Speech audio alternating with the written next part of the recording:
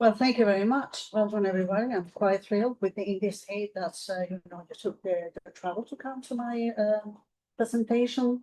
I've been told I keep it secret until I have to start and be recorded. So there we go. It's appearing. Okay, so the title of the paper and the presentation is Intercultural Communication Models Revisited, especially the original race model. But I'm interested as well in the next generations, Generation Alpha and beyond.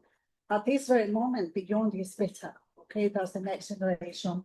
We don't know yet. Every 15 years, we mention a new generation, so we give a name given to them. So this is me. Please, contact me if you have questions. You want collaborations with the small country, the Netherlands. And yeah, we can start talking. That shouldn't be a problem. Why have I chosen the racial race model? Because I'm a chartered cross-cultural communication trainer, trained by the man. He's 95 now, I think, still going strong. But it is a fantastic model. Don't get me wrong, but I use it so often that I start seeing the limitations. So I will speak about that later on.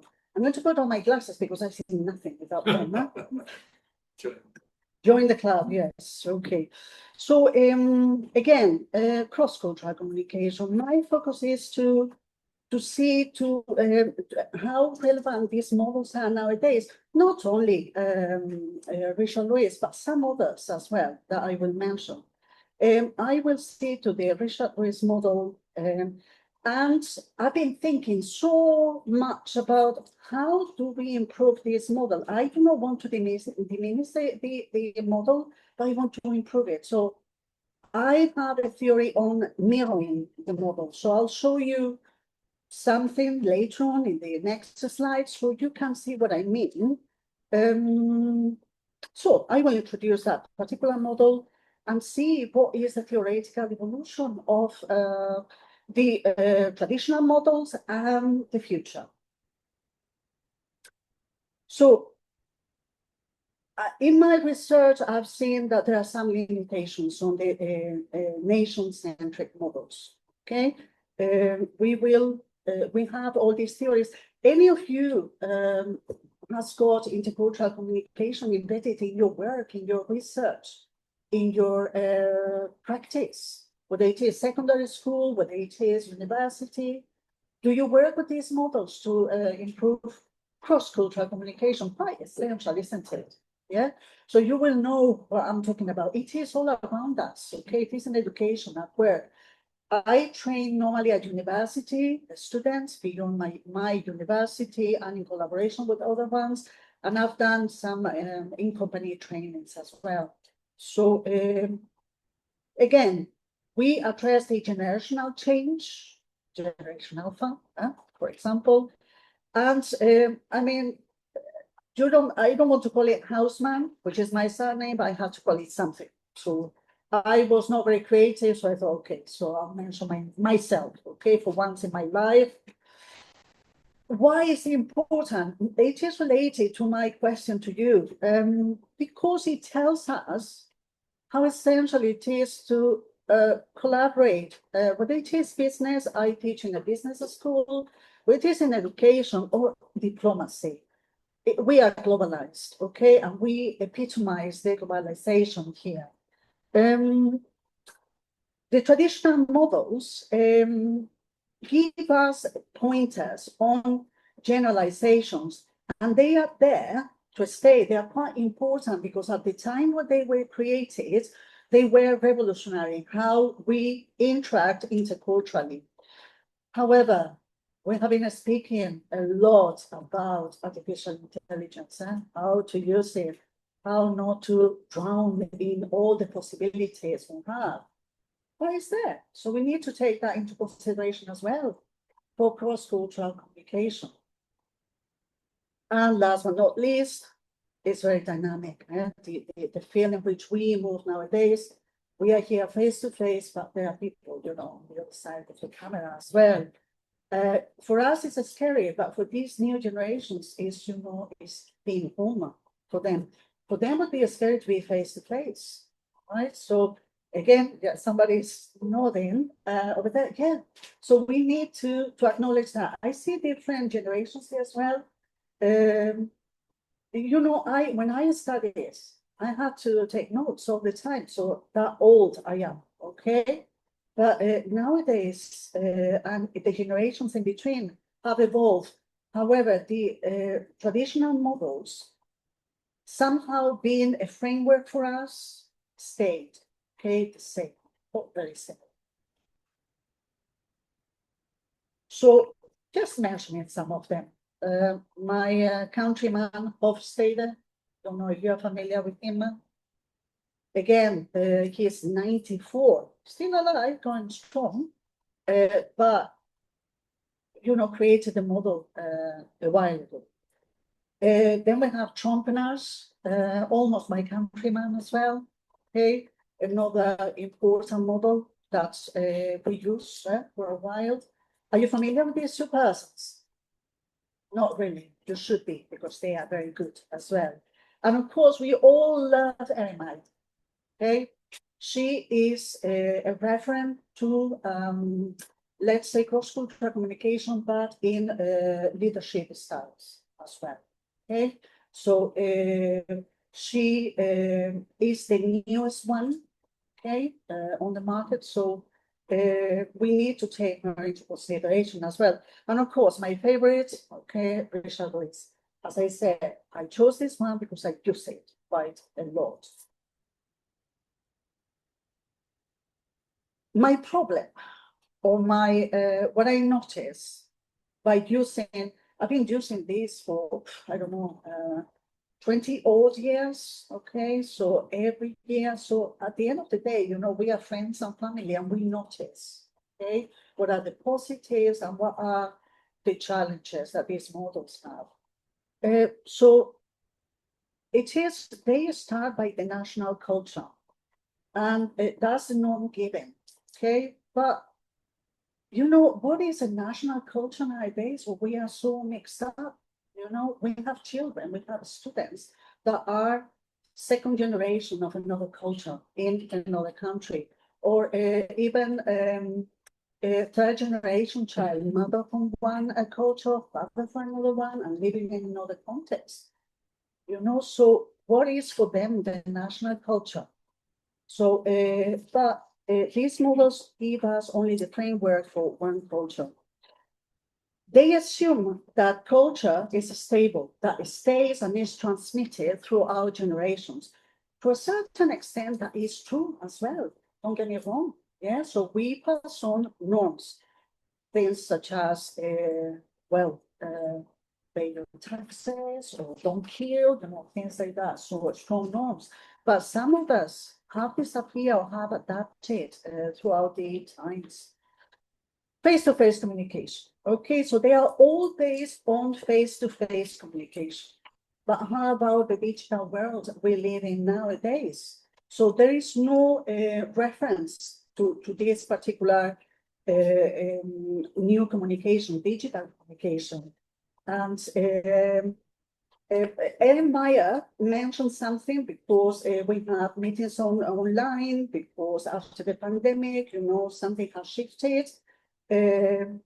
But basically, all the markers are on face-to-face communication. Okay, whether it is facial gestures, or facial expressions, all of them are face-to-face based. And last but not least, if I don't know whether you do that, where do you come from? Okay, so when a person says, I come from Ghana, we have assumptions, okay? So this person behaves as the culture in Ghana, or I am from the Netherlands, okay? So this person behaves as a Dutchie, okay? So we are dressed in orange, we love our cheese, which is true, by the way, but I am also a product of my experiences, and I have changed. I see a colleague there that said, I should have been born in Europe because I feel, much more, I love Europe. Okay, yes, so we are all a mixture, okay? And the younger generations are a mixture as well because they're exposed to the globalized world out there online, okay? So these are the assumptions they made. I'm not going to stop here, Lord. You can Google this if you want to, but Richard Reyes has got three different, has divided the cultures in three different modalities: linear active, okay, punctuality planning, so that would be the northern countries. Multi-active, it is emotional, it is expressive. Emotional, not as if they are crying in the corners. It is that they show emotions, okay? For some of us is be normal, don't show your emotions, be strong, okay? But for some of the cultures, they are, knowing and let's see your emotions is important as well. And then we have the last one, which is reactive, which is harmony, is respect, and it is, according to Richard Lewis, many Asian cultures. I said again, there are limitations that now based on this particular model.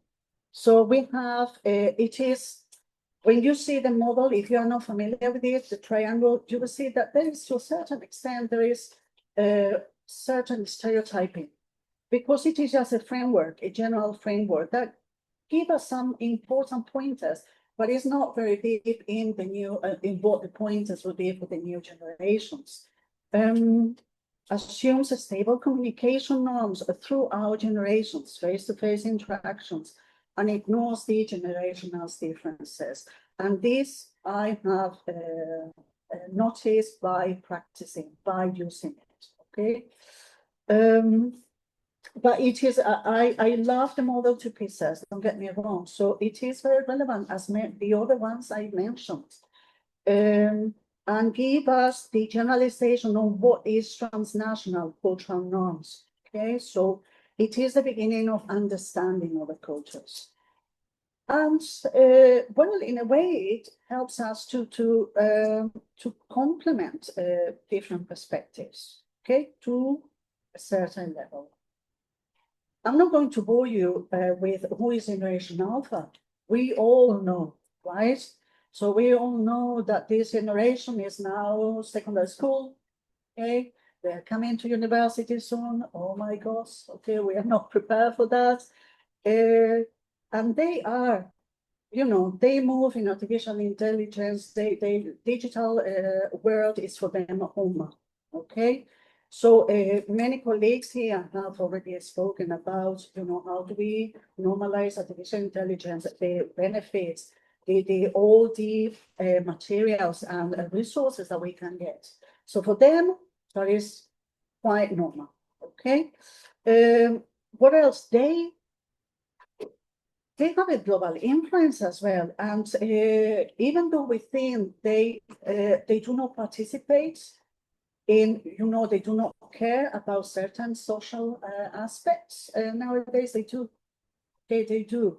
They are very aware of diversity. They are very aware of inclusion.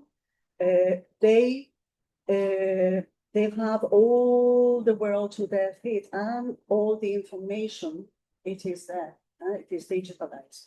So I don't want to demonize this generation. They are different, and they, to a certain extent, they are much more aware of the world that we were in our times. Again, many of you have different ages, okay? So I'm speaking mainly about myself. And they face as well new intercultural challenges.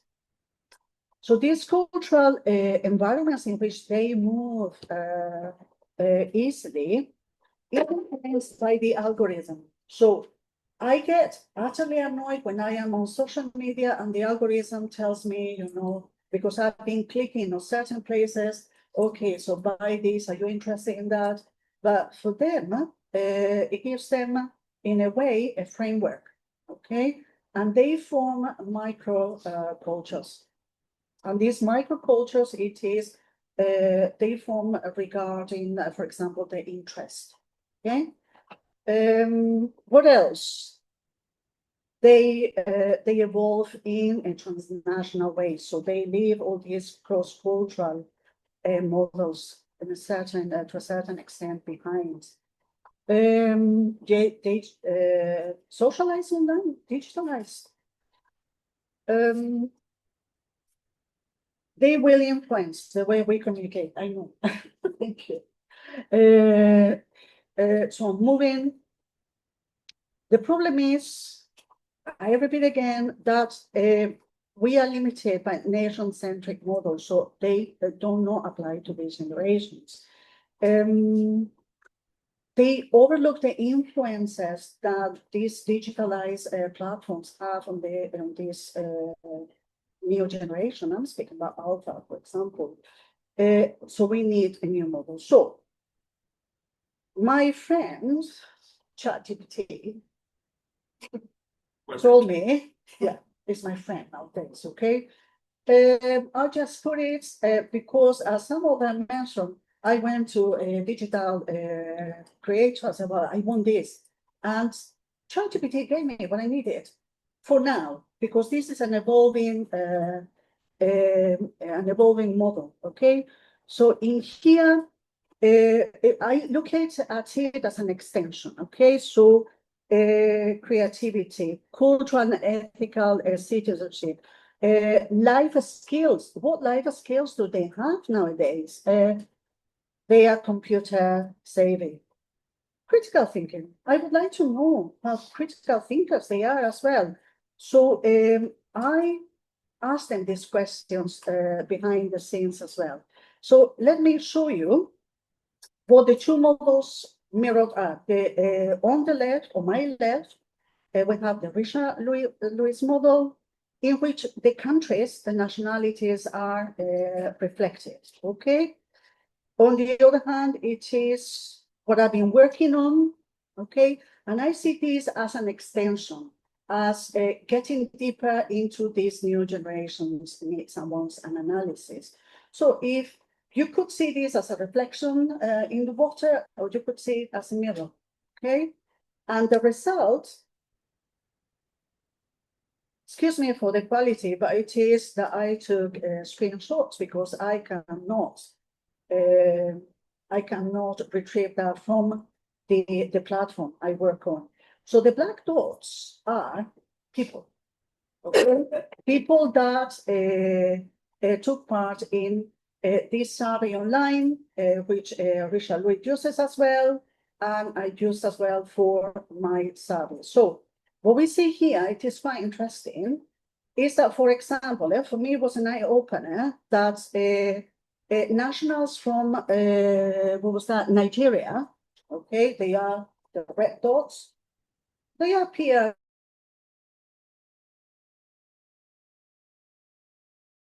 transnational transformation has already started.